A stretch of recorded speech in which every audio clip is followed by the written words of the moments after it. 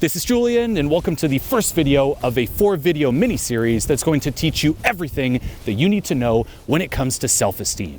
More importantly, how to raise your level of self-esteem and cultivate core confidence as opposed to situational confidence. Because here's what happens, okay? As human beings, we're always scanning our environment, scanning our surroundings, we're pinging around us, if you will, and we're always assessing where we stand value-wise. Okay, you're looking around here, okay, there's some people there, where do I stand, right? On the totem pole of value, if you will. Am I at the top? Am I at the bottom? Am I in the middle? And based upon where you find yourself at any point in time, you're going to have access to a certain amount of inner resources. Okay, a certain amount of confidence, a certain amount of charisma, a certain amount of expression, and that is dictated by where you stand at any point in time. And here's the catch. People are run by this. They're slaves to this. And depending on the situation, they fluctuate between, I have a little bit more internal resources, a little bit more expression, no expression, less, a little bit more, less, and that's their lives, right? You might find yourself in a situation where at work, you're the life of the party. At work, you have your friends, you know your coworkers, you can joke around, you're loud, you're funny, yet you go out, for example, publicly, oh, strangers. These are not my coworker friends. I don't know these people. Ooh, I'm a little bit lower on the totem pole of value. And suddenly, where's that charisma that I had? Where are all those funny jokes? They're just gone, right? You lose access to that range of internal resources. So what you're gonna learn in this video series is how to break free from that, how to stop being pimped by your environment where you're a slave to, I hope I'm in a situation where I have access to a lot, and no matter where you find yourself, you have access to that max capacity. Now, what you're going to learn here isn't some watered down mainstream 3 quick tips type of content. We're going deep down the rabbit hole when it comes to self-esteem, and you're going to leave this video series knowing more about self-esteem than most people alive. You're going to learn the most cutting edge content that I've been cultivating over the past decade, ever since 2010, traveling all around the world, teaching literally tens of thousands of people face to face, seeing what clicks with what type of person, and more importantly, how long it sticks, because you want this to stick. You don't want a temporary boost where, oh, I feel great, and then the next day it's gone. And this here, what you're going to learn in this series is the culmination of all of that. So lock in. Pay attention. Once more, this isn't some quick little flash. We're going deep here. This stuff will change your life if you let it land, if you apply it. So once more, lock in, pay attention. Don't forget to subscribe, click the little bell, and enjoy. So the first thing we're going to dive into here is, where does this come from, right? Why is it that we all have low self-esteem to begin with? And I'm going to be blunt and say that we all have low self-esteem. Okay, of course, there's a range in terms of how low your self-esteem actually is, but this comes down to the way that we've all been conditioned, okay? Social conditioning, where on one hand, if you look at the way that we learn, there are 2 primary ways, okay? Number 1, through firsthand experience, where you try something for yourself and you learn that way, right? Say you're a child, you might touch the stove and burn yourself, and you're like, ow! I just learned right now through firsthand experience that I should probably not touch this. Okay, that's one way. However, we don't have enough time to learn everything firsthand. So a lot of the information that we're going to take in and assume as true comes from secondhand experience. We're going to look at others, we're going to look at who raised us, teachers, the classmates, the whole classroom, the school, society, and we're gonna take in a lot of that. Okay, this is social conditioning, the media, you name it. And the way we're going to filter all that information is through, number 1, how certain is the source of this information? Okay, if you take a fun example, like, let's just say you've never heard someone clap before.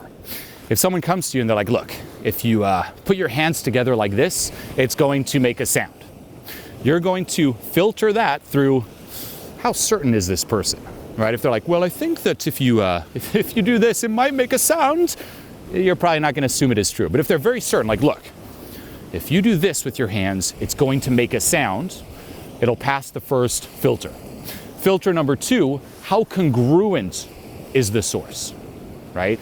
They might be certain, but you might sense just in the vibe some incongruency. Something's a little bit off, right? Hey, if you do like this, it makes a sound. okay, it's certain, but something's a bit off. Are they congruent, right? Are their thoughts, words, and actions aligned? And if so, it passes the second filter. And the third is, how much authority does the source have? Okay, is it a person of status? For example, if you're a child, that means whoever raises you, parents, primary caretakers, teachers, those people have a lot of authority. Or is the source social proofed? Meaning, how many other people also believe this, right? If it's just one person saying, hey, if you do this, it makes a sound, very certain, very congruent, yet you then see a crowd of, say, 100 people saying, nope, it's the opposite, they have a lot more authority, right? Or if some random person gives you this information versus someone credited and you see all their background, certifications, I mean, you name it, they have a lot more authority, and you will be much more likely to accept what they say as true, okay?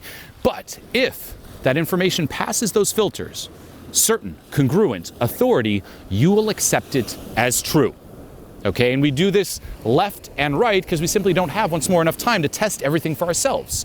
Now here's what's crazy. We're going to accept things as true even if they aren't based upon those three filters. Okay, if you actually pause and audit your life, everything you believe, you'll be amazed at how much did you actually test for yourself? What didn't you test? Right? A fun example is, did you ever try eating your own feces? Okay, I know this is out there, but play this game with me. Imagine, right now you look, okay, I've been told that eating my own feces is unhealthy and disgusting and it tastes horrible. I look around, the entire world believes this. There's a lot of certainty, a lot of congruency, and a lot of authority. Yeah, did you ever taste it? Did you ever test it firsthand? The answer is probably not, right? So how do you actually know?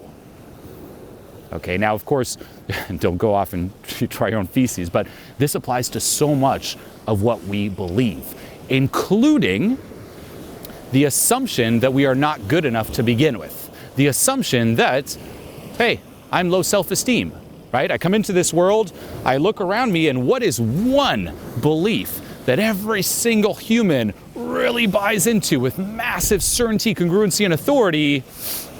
We all have low self-esteem. None of us are good enough. Okay, so we take that on. That's one side of it. The other side, going deeper into social conditioning, is realizing that when we're born, we come into a society. Okay, and in this society, there are certain rules, guidelines, principles to which you must abide, and this is good, right? If there was no rules or traditions or guidelines, it would be chaos. However, this is one factor. We come into this world, there are rules that we must learn. The way that we're taught those rules is through punishment and reward. Okay, you obey societal rules, you're rewarded, right? Whoever's raising you, your parents, primary caretaker, good job. You're being a good kid. And if you break those rules, bad kid. Okay, that's how we're taught. So that's the second factor.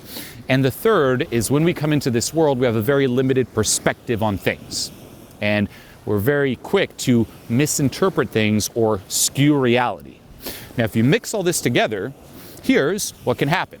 Okay, you might be at a restaurant with your parents, whoever's raising you, and you're a little too loud, right? You're a little expressive, and your parents are telling you, hey, it's not appropriate to be that loud in this social context. So they're gonna be, hey, be quiet. Now, their intention is to help you. It's to teach you the rules of society. But you might not interpret it that way. You might interpret it with your very limited perspective as a child as, my parents right now do not love me. Whoever is raising me right now, they don't love me. That's how you interpret it. Now guess what? You're a child. If they don't love you, what could happen? They could abandon you. If they abandon you, what could happen? You could die, right? You can't fend for yourself. So suddenly your survival instinct kicks in. Right now, I'm in danger, right? They don't love me. I'm not accepted. I could die. Oh my God. And what's going to happen is you're going to take the part of you that is loud, the aspect of you that is loud, and you're going to disown it. You're going to say, this here is threatening my survival. I'm going to take the part of me that is loud and expressive and banish it. I'm just going to not be this. And every single human does this. We create this split within where there's the acceptable side of you and then there's the unacceptable side of you. Now guess what? just based upon that, do you feel confident and whole and good enough? No, because from the moment you're born, due to the way you interpret things and based upon those factors, you're conditioned to believe that you're only good enough when you're embodying the acceptable part of you, not the unacceptable part of you. If you embody that, you're not good enough, right? So we all have this split and this part of ourselves that we're just trying to disown and get rid of. And anything could be down there, right? For example, being loud. You could disown that. If you're raised in a household where it's acceptable to, let's just say, be very logical, and being more artistic is kind of frowned upon, right? Like you don't want to be, a little artist, stay end up broke, that's immature, be a serious person, right? The part of you that's more expressive, you might disown it. And vice versa. You could also be raised in a household where, if you're too serious and logical, you lose the life force, there's no soul in that. Be a child, be expressive, be creative, that's the best. And you might disown the part of you that's more responsible and more logical, okay? And we do this with thoughts, we do this with emotions, right? You shouldn't be feeling that. Oh, okay, let's get rid of it. Unacceptable. We do it with experiences. For example, traumatic experiences, something that we all have. Every single human alive has gone through traumatic experiences. Now, when you hear trauma, we're so quick to think, oh, well, that just applies to people who, have gone through a lot of violence or war or abuse. And yes, that is true. But going back to, as a child, you have a very limited perspective on the world. Anything could be traumatic, right? Too overwhelming to handle. As a child being lost in the grocery store, that could be traumatic. As a child being told, be quiet, right, at the dinner table, that can be traumatic, right? Your survival instinct kicks in. I'm at risk here, I might die if I keep embodying this, if I keep acknowledging this, if I keep feeding this, so we just disown it. Okay, and we put all that in the unacceptable part of ourselves. If you're familiar with the work of Carl Jung, it's our shadow, if you will, and we all have this split. Now, from there, looking at others and taking on that assumption, I'm not good enough to begin with, I have low self-esteem to begin with, and the split within where I'm only good enough when I'm the acceptable part of myself, what happens then is it leads us to living a life where we always are trying to justify our existence and become good enough. Become good enough in the eyes of others, in the eyes of society, in the eyes of the universe, God, you name it. We're always trying to justify our existence and trying to compensate for the unacceptable part of ourselves. Right? We're trying to have more, we're trying to do more, we're trying to be more, trying to reach this point where I'm good enough, right? Am I good enough? And of course, what happens then, there's massive attachment to the opinions of others, right? Where do I stand socially? I must always get approval to compensate. And that's our lives. Okay, that's the pattern. You try to overblow the acceptable part, but it doesn't matter how much you try to compensate, by the way, for the unacceptable part, it's still there, right? And then what happens is, not only do you constantly need to, you could say, overblow or reinforce the acceptable part of yourself, there's also the fear and paranoia of people seeing through that and seeing the unacceptable part of you, seeing the real you, right? You could say the acceptable part of yourself is the front that you put on, the front that you hide behind and try to maintain. And where does this come from? Once more, due to the way that we've been conditioned. Okay, this here is really where this comes from, right? Why don't I feel good enough? Why do I have low self-esteem?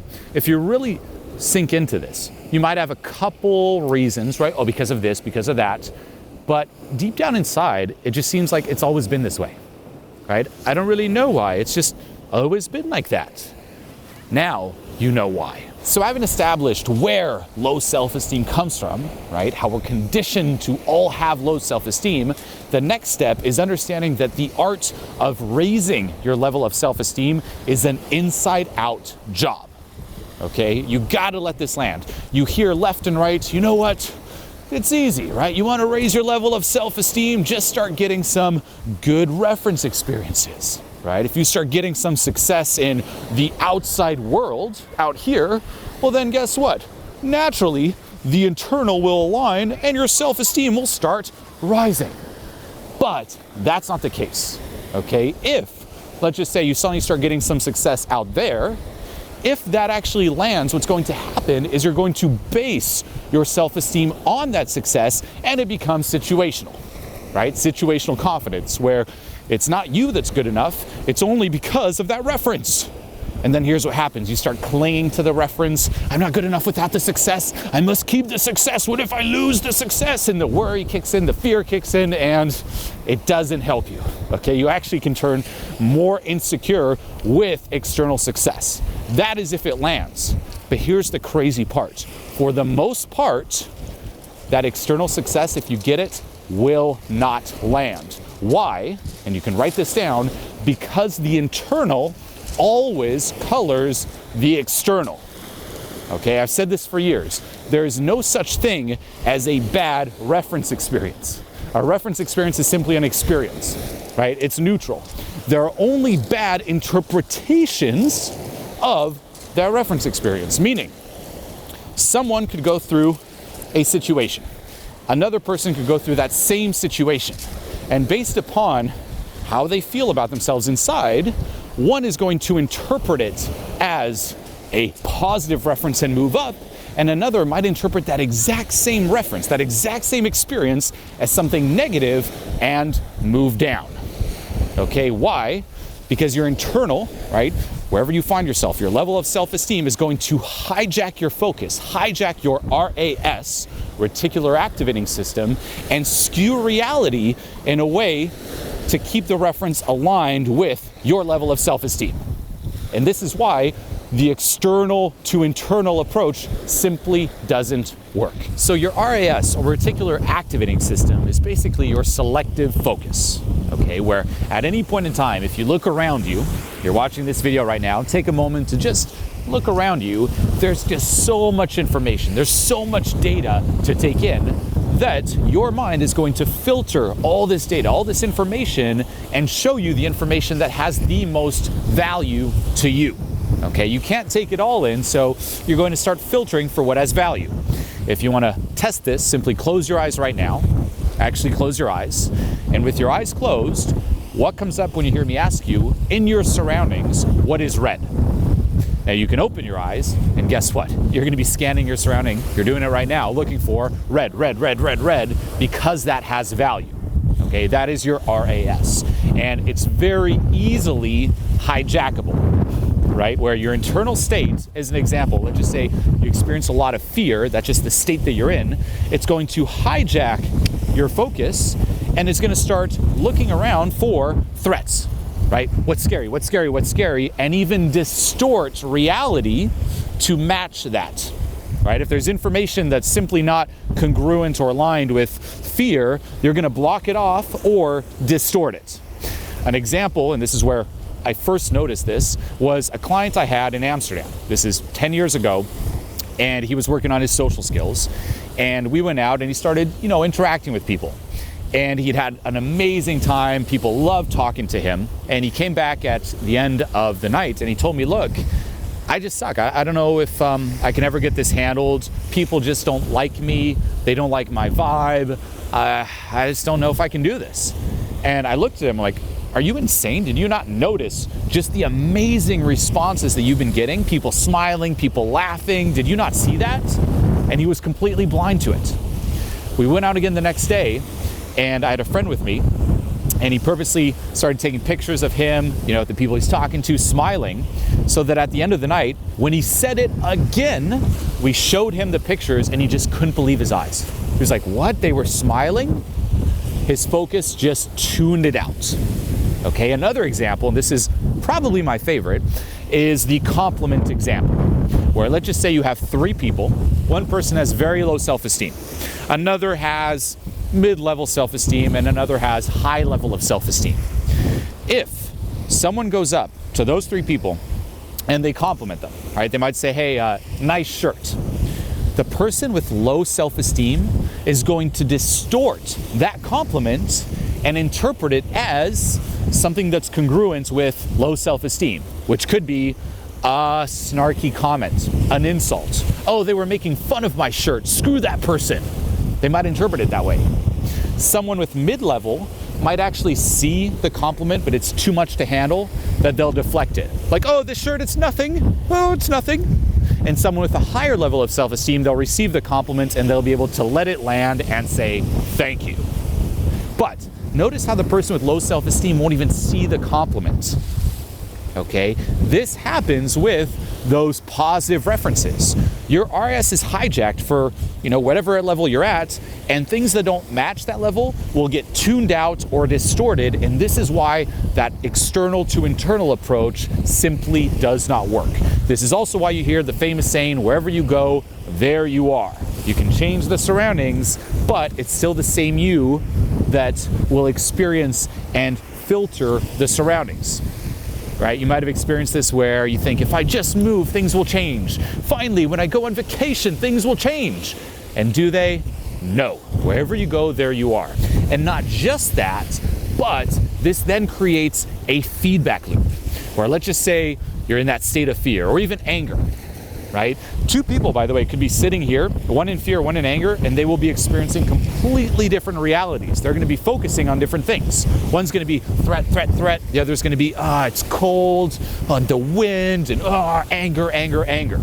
Okay, you always filter that information and only let information that's congruent to who you are and where you stand on a level of self-esteem land. Okay, but let's just say you take someone who's in anger. What happens? Anger hijacks selective focus, RAS. You then start tuning out stuff that's not aligned with that and looking for things that are aligned with it. Okay, I'm angry. It's cold. That makes me even more angry, which then makes me look for more evidence, which then reinforces it, and it's this feedback loop that just builds momentum. That happens with self-esteem. Low self-esteem filters, right, your focus. You start filtering things that are aligned with it, that then reinforces, I have low self-esteem, that then amplifies it, right? It hijacks your focus even more. You look for more evidence, and it's this loop, and there's so much momentum behind it, okay? And this is why it's an inside-out job. You work on the internal, and suddenly things start changing. You start tuning into, okay, why is it that I have low self-esteem? And working on that directly, and as you do, the grip it has on your focus, on your RAS starts loosening up, and suddenly you start perceiving things differently. Suddenly, instead of, it's because I have low self-esteem, I'm tuning out compliments, I'm not good enough, suddenly it's reinforcing I am good enough. And instead of spiraling down, negative momentum, a downward spiral, you start spiraling up. Okay, so once more, the approach, now that you know where low self-esteem comes from, is an internal to external approach. Now let's go even deeper and dissect what it means to actually work directly on the internal. Okay, how does this inside-out job work? And if you look at the traditional strategies that people go about in terms of trying to raise their level of self-esteem, there are three. Okay, the first one, which is the most toxic strategy, is people realize, you know what? I have low self-esteem, and the way that I'm going to cope is I'm down here and I'm going to try to bring people down to my level. Okay, and they'll try to get people to feel insecure and, get them to doubt themselves, trying to bring people down to their level. And that is a terrible and toxic approach. Okay, that's the first strategy. Let's bring people down. The second strategy is I'm down here, I want to go up here. How can I enhance myself to reach this level? Okay, and this is the traditional trying to justify my existence, trying to compensate for this split. How can I enhance who I am and finally make it? Okay, and the way people go about trying to enhance themselves is they try to have more, right? That's one paradigm, having. Then there's doing, and then there's being. Okay, having is I am, as good as how much money I have, how much approval I have, how much success I have, my looks, how good looking I am. It's about having. Okay, that's where most people are at. Then as you start getting into, say, self-help spirituality, you move up to the doing paradigm, right? I realize, having stuff is cool, but that doesn't define my value as a person. I'm going to do, right? This is the land of the hustler. I'm as good as how much work I do, how much I hustle, how much I grind, right? I must always be doing. That defines my value. You know, if you take the example of even a social interaction, right? At one level, it's, you know what, social interactions, for it to go well, for people to like me, I must be good looking and I must have money. Then you move up, it's, oh, I must say interesting things and have interesting stories. And people at that level, the doing paradigm, they can't stop doing, they can't stop talking, because they feel like when they stop, their value drops, their self-esteem drops, okay? And then as you rise up, it's the being paradigm. And this is the one you want to work on. However, it isn't, I'm going from down here to up here, okay? The third strategy is, what if I'm already up here, but for some reason I bought into lies or things happened to me that made me believe that I'm down here? Because here's the problem with strategy number 2, trying to go from down here to up here. It doesn't matter how much you try to become good enough if you keep assuming that you're not good enough. Get it? Only someone who assumes they're not good enough is trying to become good enough, right? Only someone who isn't confident is trying to become confident. The more you try to become confident, the more you're telling yourself, I'm not confident. The more you try to become good enough, the more you're telling yourself, by default, I'm not good enough. So that strategy is endless, right? You can always keep justifying and trying to enhance yourself. The more you try to enhance yourself, the more you're telling yourself, I'm not enhanced. So the only way to truly achieve high self-esteem, core confidence, is for it to just come first. There can't be any requirements. There can't be any conditions, right? It's not, I'm not good enough unless I have this, unless I do this. It's, I'm good enough, why? Just 'cause. And this is why I talk so much about letting go. Letting go is the way. Why? Because what if you, who believes you're down here, is just a lie? As we discussed, you might think, oh, this is my authentic self. No, what if you've just been fake for so long, you've convinced yourself this is you? What if by default you're actually high self-esteem, however, due to conditioning, things that happened, due to that split, you've convinced yourself you're down here? And this is why the way to raise your self-esteem is to focus on the being level, not the having, not the doing, and not as a way to try to enhance yourself, but letting go of everything that is keeping the assumption that you're down here alive. Okay? Letting go of everything that's telling you you're down here and realizing that you're actually up here and you've been up here all along. That is the third strategy. That is the way. Okay? As you start letting go of things that are telling you you're down here, as you start letting go of that charge, right, that's keeping I'm low self-esteem alive, that's keeping the feedback loop alive, suddenly you start taking a bit of the momentum out of that feedback loop. And guess what? That grip once more over your RS changes. You start experiencing and seeing the world differently, and you start feeling confident, high self-esteem. Why? Just 'cause. For no reason. Because it's the default. Okay? You can't achieve it. You can't become it. You can only realize it. This is really the foundation of self-esteem. Okay? And once more, this is why letting go is the way. You can't compensate. You can't work your way up without telling yourself simultaneously you're down here. Okay, you got to snap out of that strategy, that paradigm completely. Now in this video, we covered the fundamentals when it comes to self-esteem, where it comes from, why we have low self-esteem, why the approach is an inside-out approach, and the fail strategies that unfortunately most people go about in terms of trying to raise their level of self-esteem. And the next video, we're going to go even deeper and examine how this affects your level of success in the external world, because your level of self-esteem will dictate your ceiling of success and your floor of success. And a lot of people never take the time to notice this, to see what their ceiling actually is, and they don't know how to break free. And it's like they're living in this invisible prison. You might have certain goals, things you want to achieve, yet for some reason it's like this invisible force just keeps pulling you back, right? New Year's resolution, pulled back to what you know, back into that invisible prison. So we're going to examine how your self-esteem dictates that and how to break free from that. So make sure you click the subscribe button and the little bell so you're notified for when the next video of this mini-series drops. You don't want to miss out on that one, so do so now. And as always, until next time.